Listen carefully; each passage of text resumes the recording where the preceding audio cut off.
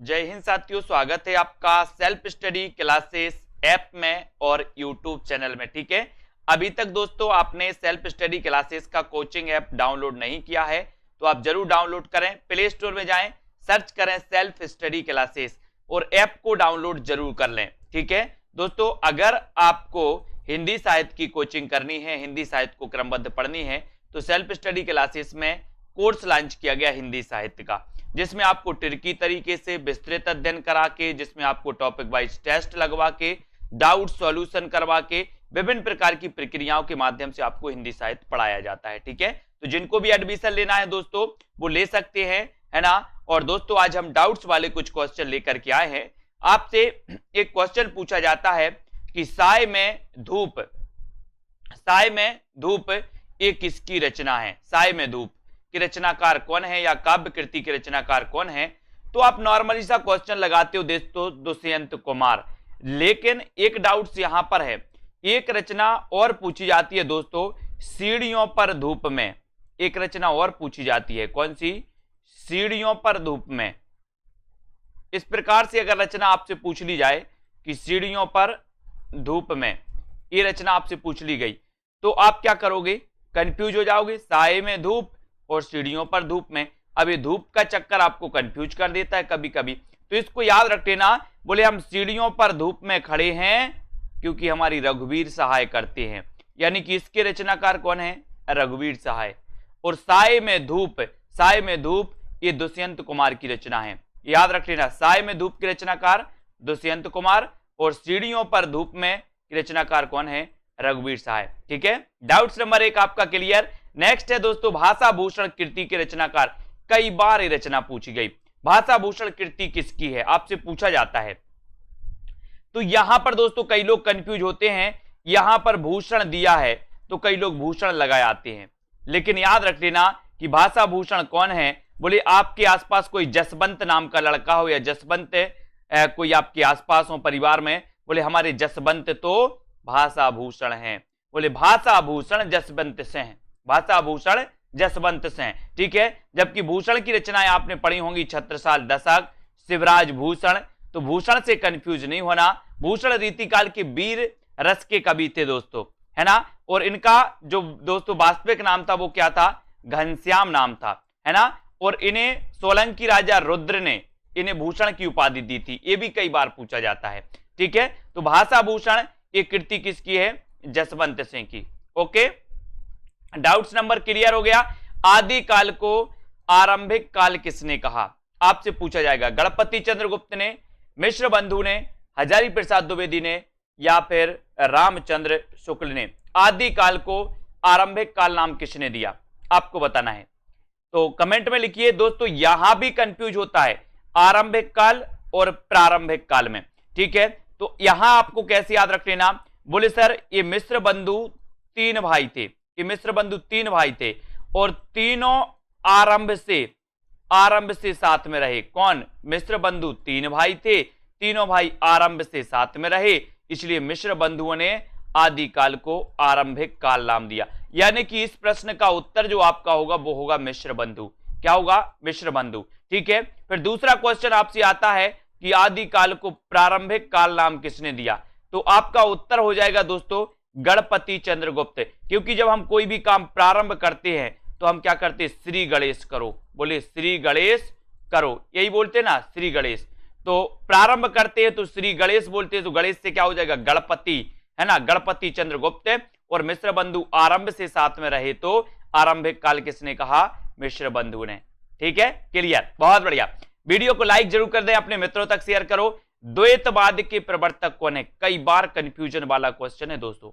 द्वैतवाद के प्रवर्तक कौन है आपसे पूछा जाता है, तो यहां पर कैसेट फंस जाती है। एक तो दोस्तों अद्वैतवाद, दूसरा द्वैतवाद, तीसरा द्वैताद्वैतवाद। अब बोले सर ये द्वैताया हम कैसे याद करेंगे, तो यहां पर याद रखो द्वैतवाद को याद मत रखो, सबसे पहले याद रखो अद्वैतवाद को। अद्वैतवाद दोस्तों, अद्वैतवाद के प्रवर्तक कौन है? बोले अद्वितीय है। कौन? शंकर। शंकर अद्वितीय है, तो अद्वितीय से क्या बनेगा? अद्वैत। और अद्वैतवाद के प्रवर्तक कौन होंगे? बोले शंकर अद्वितीय है, इसलिए शंकराचार्य। फिर आपसे पूछा जाएगा द्वैताद्वैत। द्वैत, ठीक है। तो द्वैताद्वैतवाद के कौन है आपसे पूछा जाएगा, तो कौन है, निम्बार्काचार्य। निम्बार्क से क्या बनेगा, नींबू, नींबू। बोले सर हम नींबू देत देत थक गए, पड़ोसी को नींबू देत देत थक गए। देत देत से क्या बनेगा, द्वैताद्वैत, और देत देत क्या थक गए, नींबू। तो द्वैताद्वैतवाद के प्रवर्तक कौन होंगे, निम्बार्काचार्य, है ना। द्वैताद्वैत के निम्बार्काचार्य, अद्वैतवाद के शंकराचार्य। तो आपसे द्वैतवाद पूछा जाएगा तो आप सीधा याद बता देना, मध्वाचार्य।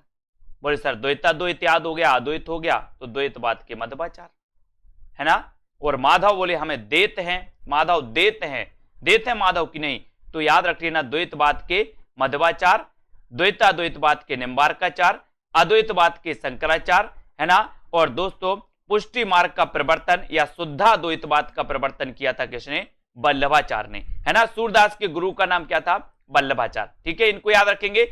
बात करेंगे दोस्तों अगले क्वेश्चन की, हिंदी का जातीय कवि किसे कहा जाता है। एक क्वेश्चन आपसे पूछा जाता है, तो आप यहां से किस में उत्तर लगाओगे, कमेंट में आप बता दीजिए।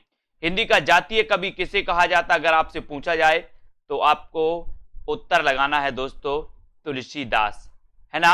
अगर आपसे पूछा जाए कि जातीय कवि किसे कहा जाता है, जातीय कवि, क्योंकि आपको पता है कि बच्चन सहने दोस्तों, बच्चन सहने विद्यापति को जातीय कवि कहा। तो जातीय कवि कहा जाता है विद्यापति को, और हिंदी का जातीय कवि कहा जाता है तुलसीदास को, ठीक है। तो आपसे पूछा जाएगा कि बच्चन सहने जातीय कवि किसे कहा, तो आप विद्यापति लगाना। एक क्वेश्चन और आता है, मैथिल कोकिल किसे कहा जाता है, विद्यापति। अभिनय जयदेव किसे कहा जाता है, अभिनव जयदेव, विद्यापति। कवि कुलशेखर किसे कहा जाता है, तो विद्यापति, है ना। ये विद्यापति है जिन्हें जातीय कवि कहा जाता है, लेकिन हिंदी का जातीय कवि तो कौन है, तुलसीदास, है ना। याद रख लेना, इन्हें तुलसीदास को अनुप्रास का बादशाह भी कहा जाता है, रूपकों का बादशाह भी कहा जाता है, किसको, तुलसीदास को। इनको याद रख लेना। इनकी रचनाओं की ओर मैं आपको ट्रिक बता दे रहा हूं।